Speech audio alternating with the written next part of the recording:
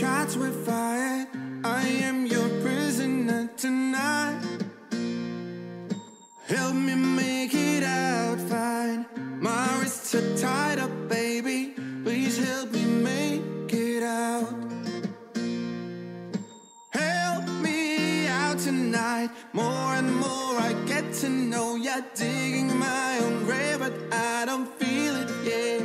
Mes jau prieš naujus metus galvodami apie tai, ką pasakė Kristina Božytė, šio projekto kūrėja, kad kiekvienas esame savo pasaulių kūrėjai ir puoselėtojai, paleisdami šią virtualią realybę į gyvenimą.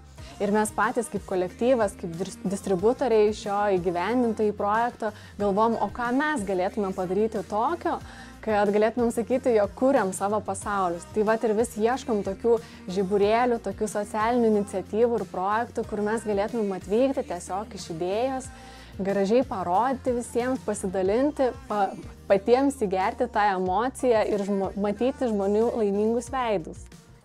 Tai mes parodėm vaikams atvykę čia naują mūsų kūrinį Pasaulio sutvėrimas, kuriame visi žiūrovai pamatė daugiau nei 60 Čiurlionio paveikslų, kurie yra integruoti į virtualią realybę ir sukurta vientisa istorija, kur stebėtojas galėjo patirti nuo pasaulio sutvėrimo, atsiradimo, gyvybės, vandens ir po to tvano užliejimo ir vėl viso pakilimo ir suvokimo, kad pats esi to pasaulio kūrėjas ir puoselėtojas, nes kaip pabaigoje ir visi pamatė, kad tą pasaulį kaip karaliai laiko savo delnuose ir tik nuo mūsų priklauso, kokį jį paleisim toliau.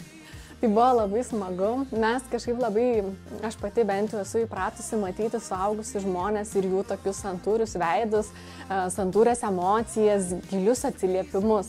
O šiandien taip visiškai priešingai buvo daug vaikų, daug mažų vaikų, kurie drąsiai kalbėjo, bendravo, rodė pirštais, nebijojo pasakoti tėvams ir džiūgauti, ką jie mato, žiūrėdami šią virtualią patirtį.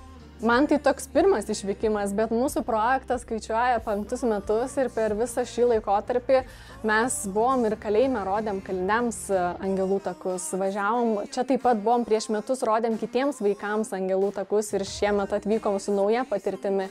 Keliaujam po visą Lietuvą su projektu po Lietuvą ir per 1,5 metų aplankysim daugiau nei 70 miestų.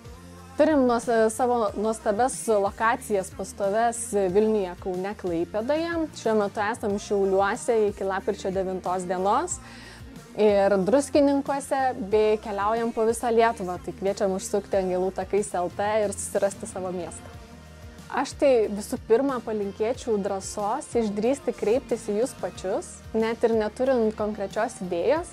Tiesiog su įkvėpimu, su savo produktu ar paslaugą pasikreipti į jūs ir aš manau, kad jūs tikrai padėsit nukreipti, kuria linkme reikia ir įgyvendinsit ir išpildysit galbūt kitų vaikų svajonės. Padėsit skaidresnę, geresnę dieną padaryti šiems vaikams ligoninėje.